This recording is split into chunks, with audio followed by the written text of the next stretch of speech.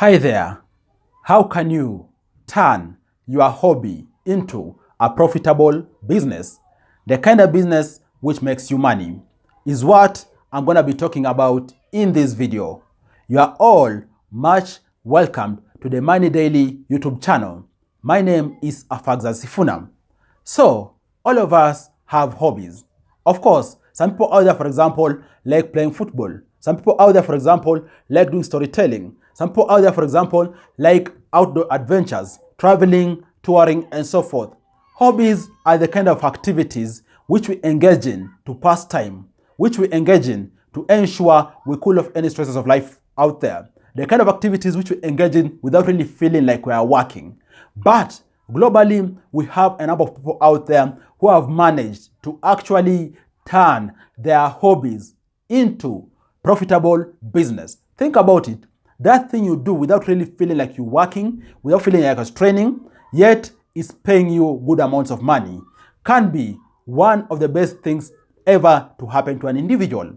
That's why I'm making this video to share with you 5 tips on how you can turn your hobby into a profitable business. And by the way, this is significant more so because of 3 reasons, right? First reason I've already shared, it will be something good in case you can't be able to make money without really feeling like you are working. Really because you love in entirety what you are doing, okay? The second thing is that you turning a hobby into a business is actually going to assist you work or even fasten the rate at which you go to achieve that much elusive financial freedom, whereby you're making money to the extent you want to make, and actually also you being able to ensure you secure your future, you secure the future of your family, and so forth. And lastly, is something just very fulfilling.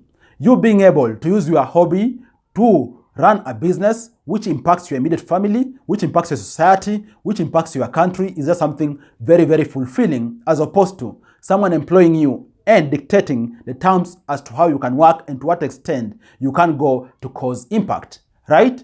So, what are the 5 key things you need to consider if you want to turn your hobby into a profitable business? Okay? The very first thing is that you need to hone, or you need to ensure you sharpen your skill sets. What do I mean?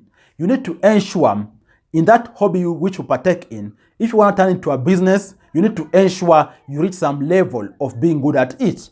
Of course, most people out here can do things which actually many other people can do, but only a small percentage of people out there are competitive in doing some things. That's why only a small number of people are in businesses relating to hobbies, yet many more people out there can do them. For example, many people in the hood all over the world play football, yet we only have a few professional footballers, right? The same way, in case someone out there is passionate about photography, we have a few number of people out there who are taking photography as a business, doing it full-time and actually making good money out of it. To give you an example, in case someone is interested in photography, you need to ensure you hone your skills with regards to different kind of shots you are taking, okay?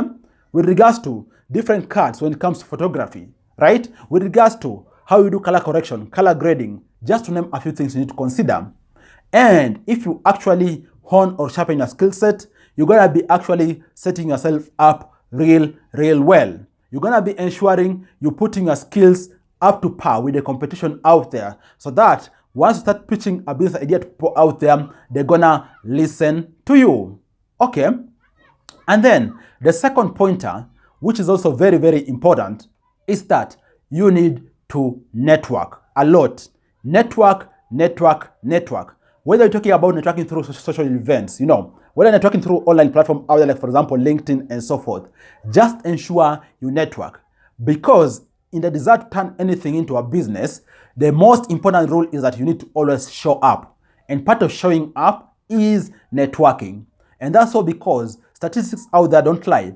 Most people in business are actually getting repeat clients over 70% of the time. Those kind of clients are the ones who they really have networked with a lot and actually are ensuring the business continues to prosper and prosper. So ensure you network a lot so that people out there are able to know what your hobby is, your desire to turn your hobby into a business, and most importantly, even to know and see what skill sets you have. So network a lot and this is gonna go a long way in assisting you turn your hobby into a profitable business. And then the third pointer is that you need to do branding. What do I mean?